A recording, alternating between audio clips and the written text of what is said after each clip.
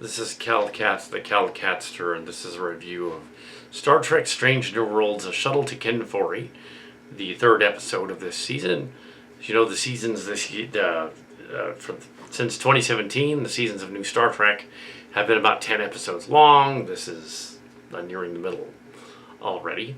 That's the third one. There are nods to a number of things in this story. The planet Kenfori is named after Kenfori from Dawn of the Dead, from the George R. R. Romero Night of the Living Dead series. A bunch of other stuff is going on. They go to a planet to find a chimeric plant to help the Betel. Yeah, I didn't know what her name was in the other one. The plant that they send them on a mission to a planet in disputed Klingon space to go find it. And it's called the chimeric plant because, yep, they're paying homage to not only Romero and zombies, quite a lot of zombies, and the Star Trek zombies encountered in Canary Space last year, but they're also paying attention. They're also totally going with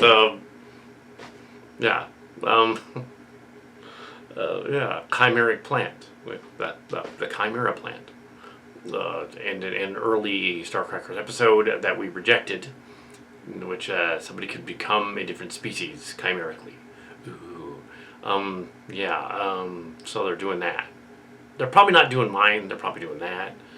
However, the reason that we made the action figures in Canary Space and Star Crackers look like zombie people and the zombie Janeway Tendi is because we don't have the technology to make the figures look like Gorn and Termarellians and things like that.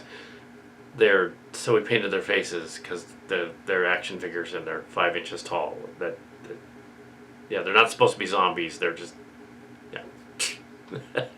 that's all. So there's all this is cool. Let's do that. But no, they're not supposed to be zombies. They're supposed to be lizard aliens. But we just can't do that. We don't have the technology to do that. So our fan film is like, they're referencing. Anyway, in this episode though, we have some nods here in the background. There's a picture of the classic NX-01 Enterprise on the wall at one point in the ready room. There's a nod to Spock's viewer having that funny little 60s era artsy thing on the background. There's little touches and nods in there. The engines look redder because the battlecruiser is either a D7 or a M'Benga. I'm sure the Trek Yards people will like that they called it the battlecruiser and didn't say D7. Okay. Somebody's paying attention. There's the battlecruiser. Okay, that covers it. M'Benga's a newer version of the battlecruiser. It looks almost a movie era, but not quite. But the ship does too, so yeah. The story basically is they got to get this plant to heal the lady, the captain lady, Patel. And the trouble is that the Una character, the actress, and the other one, and the Patel actress, look so similar that it's confusing when they're on screen. If they're on screen together, like they're almost twins. And for years it's been like, okay, well, are they? No, that's the other girl. No, that's the one that likes Pike. No, that's the other. They're very similar looking. They're almost twins. At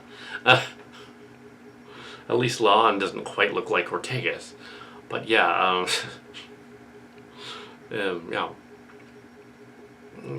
if they go with the final season 5, half of season 5, and they go back to the beehives, that'd be kind of funny. Should do that. So this episode has they go down to the planet. The captain and M'Benga go down to the planet to find this lab. M'Benga and the captain go down to this planet, find this lab thing, and they have they're having a situation down there. There's the creatures that are non-living, like zombie people down there. Even though they would be able to detect that, there's no life signs down there. But there's chimeric alien plants down there that have hybridized. There's creatures down there. They should be able to detect that. It's a little screwy. But anyway, they go down there and go to the lab and discover the only way to heal Battelle is to reverse, like, chimerize her into a Gorn. Because that makes sense, and that guy figures it out, and the captain's like, "Oh, what? That doesn't make sense." No, it doesn't. They're trying to retcon out the goofiness of that. Many of the fans are online about, but mainly Trek Yards started it, but some of the other ones are out there talking about it. Not so much Shives, but you think you would. Yeah, they have completely made the Gorn not the Gorn. And they keep going back to it, and now they're suggesting that what is she the parent of the race that the other Gorn that are cured, that Kirk encounters in only 10 years? That doesn't make sense. Oh, but they age fast. Yeah, I don't think that's what's going on. I think they don't know what they're doing. The writers literally don't know what they're doing, and they're like, ooh, but it's like Alien, and now this one is like zombies. Like, they clearly are just making stuff up as they go. I don't mind that. I make up stuff as I go. But the way they're doing it here, this is unlike my fan films, which are not official. They're doing official Star Trek. They shouldn't make that mistake. It is a mistake. The Gorn do not have... Yeah, they do not have alien spores inside them that make their children and they infect people. That makes no sense at all. They should have just said there was some other race that looked kind of like them. And not the term Morellians. That's Mark Scarts. You can't use that. They should have just said they weren't the Gorn. Some other group. As suggested by some fans in the comments, including me. And also David Gerrold of Star Trek. Why not make them the bloodworms? Just say they're Gorn that are infected with the Regulon bloodworms, and they're not the regular Gorn. They're just a group of them that got infected, and they're running around. Yeah, they're the life cycle of the bloodworms is to make the Gorn babies come out, but they're infected. And it's just rapid aging with the fake infected ones, the infected. So they're parasites. They're not Gorn. The things inside her are parasites, and they come out. Yeah, sort of like brainworms, bloodworms. That's what they should be. That's what they should do to fix it. So you're like, oh, now they go down to this planet story, right? And they basically are gonna make the infector even more. And of course, the captain doesn't like this. Meanwhile, the Klingons have found them with their battlecruiser, and they don't in the episode say bloodworms, but they skirting around it. They might as well just go there.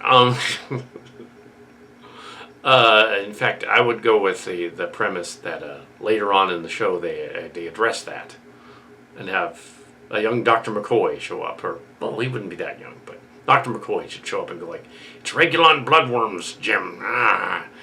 Exactly. He's all like, these Gorn aren't the real Gorn. They're like an infected group of Gorn that have zombie chimera infection in them. Yeah, you're just spreading it all over the galaxy, you idiot. I'll fix it now with my hypo spray. Okay. Oh, you're really good, Dr. McCoy. We should hire you to be on the ship. Okay. There you go. I fixed your story that doesn't make any sense. And I write fan films jokes. That'd be a good gag. Because the mess you made, I can fix it. I'm surprised they're going on for a 4th season. That's supposed to be 2161 this season. They really don't go over the other thing there. Well, the Klingon lady that they encounter a Klingon captain lady who is disenfranchised because M'Benga killed her father in the other timeline, or the last season. It's kind of a different timeline, a different last season, and they had that going on, and they want to have like a blood fight thing.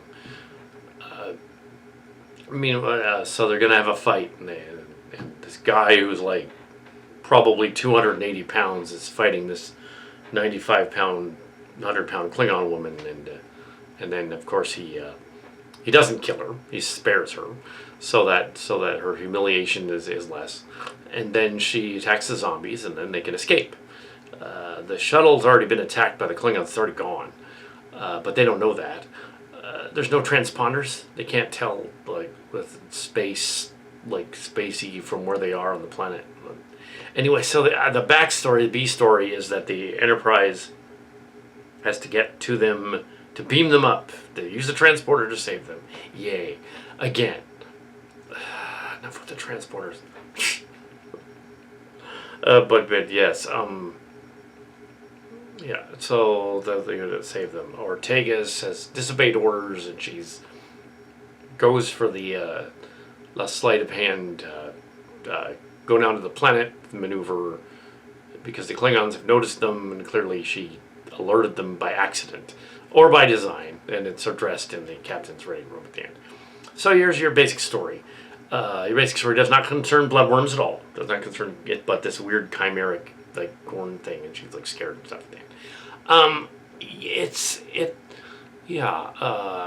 So the story, the plot, they haven't even finished writing it down there. Yeah, that planet Foray, yeah, Kenfori, named after that. Also, in a random other news, apparently cousin Judy passed away. She was 83. She was Aunt Martha, the Trekkie's daughter, but she was not so much a Trekkie. So we'll just dedicate this episode to this review, I guess. The episodes are far enough along that it would be like, well, why would we put a dedication on there? They'll put it on this episode. So she was not really a Trekkie that much. So yeah, she would have been a next generation, early next generation, late original Trek, but not really so much. Anyway, so the just thought I'd throw that in there. This episode has the issue of soap opera, the issue of setting up scenes and rooms, and it has that funny back and forth, blown up framing problem. It has that too, especially during the ready room scene. Scott Boyd and I discussed that. Mark's Cards and I discussed that too. And in modern television they do that. That's a technique. I don't think it looks good when the two characters are blurred on the screen and you can't see them. It looks sloppy. It still does look sloppy. I can see what they're doing, but they're But for fan films, it's okay. but yeah, the Gorn thing makes no sense. They needed what they needed to do with that 2-part episode is not have made that a 2-part episode. They needed to have shown the second half of that, the Gorn thing, last season, and started with this season. 3 weeks later, they're the Corby thing, the Trelane Q guy. I really don't have much to say about the Trelane Q guy story, except that it basically is the wedding episode that we did a year ago or so. But the Q Trelane episode, and it was they did it literally. Yeah, it's the same idea. A Q Junior, Q. They're thinking it's Q Junior. It's not. It's just Trelane is a Q. He's not the Q. He's not related directly to John Delancey. John Delancey's voice just came out. Yeah, so he's not really related. They just threw that in there as a gag. He's supposed to be of the continuum, basically. Okay, and I think that's what Roddenberry intended when he made the Q. Think back to the interviews and magazines of the 80s. 50, almost 55 now. Hold on. So yeah, the last episode. I did not discuss last episode. I kind of want to, and like they need to. Yeah, it's not supposed to be Trelane. They just are emulating Trelane. The Q have a Trelane version of themselves. Let's say a tribe of them, or a group of them, do the Trelane thing. He's not Trelane. He's a version. He's of that version of the Q. Yeah, that fits. Sort of like those Gorn are a version of the Gorn who've been infected with bloodworms. That's the only thing that makes sense. Then they can do the alien thing and say, oh, they're infected. They kind of imply that in this episode, though. They kind of say, like, oh, those Gorn are actually a different kind of Gorn. They need to go further than that and say what it is that they're infected with. It's whatever. They need to say, like, oh, okay, these are Gorn that have been messed up. They need to do that. And the Q thing, the other. So yeah, it's similar to the fan film story. I believe it was Yesterday Became Tomorrow was the wedding episode. It was one of the very famous Calcat Camera episode. Because it had a bored Kestra come 10 years from the future back to now. To go to the wedding and stop the Q that was messing with it. It's the same idea that there was a wedding going on. They had the story. They had a character named Mahoney and Crass were getting married, and the wedding's interrupted by the Q, basically messing with the timeline. And there's like supposed to be this encounter with this other sort of Q time traveler lady that's going to show up called the Dulmer and Lexley. They show up, and then we have Deborah Dulmer show up at the end, indicating the timeline is messed up. A timeline of which in that series, the fan film series, does not get resolved until last season, when we find out that they're actually not really in the distant future. They're all in our current timeline. They just think they are. And thus begins this season, which is in pre-production now. Anyway, but that wedding story is very similar. Except in Strange New Worlds, they said, oh, they're not really getting married. It's Q making them get married. Which is different than what they did. It's more like the Valentine episode, which came out a year earlier. So, anyway, they've been watching our stuff, and they need to hire us. Mark, Cards, and I, they need to hire us to work for Star Trek. Because, I don't think at this point you guys can fix it. And then we're going to turn around and make a crossover that you won't believe. And no, it's not Doctor Who meets Star Trek. They've done that. Oh no, it's not that. But we can discuss that later. That's not about this. Anyway, so yeah, they have that problem with the camera angles, and they have that problem with the voices all being very low. And it's not a hard of hearing thing at all. It's like they think emoting is to talk softly, like they're in a quiet room. Why are they doing that in this show? Why are they not Foleying it so they can be... That new stuff is... Don't do that. Alex Kurtzman, you gotta... No, don't do that.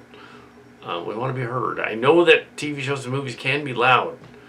And it can be expressive. And although the actor that plays M'Benga does have gravitas, his acting voice is...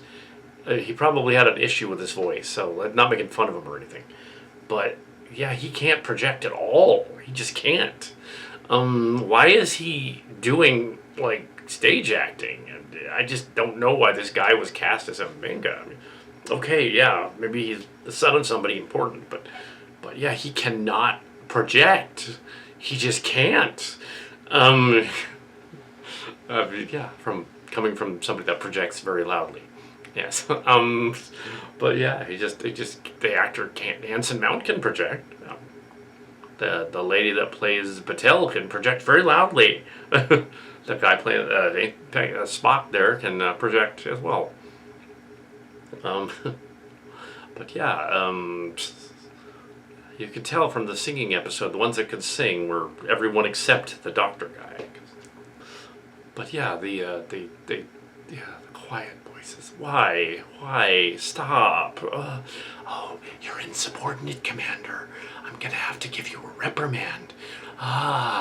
3 weeks in detention. Why can't you say that loudly? Come on. What the? Yeah, and then the Gorn. They get a Chimera herd. You know what's funny is that is similar to a Starcrackers episode that was rejected. There is a Starcrackers episode from 1994 from our fan film series, from Starcrackers, a spin-off of Starship Locations, spin-off of Silly Track, our fan film, our role-playing game. There was an episode, I kid you not, there is an episode they are borrowing from. They must have read the episode guide somehow.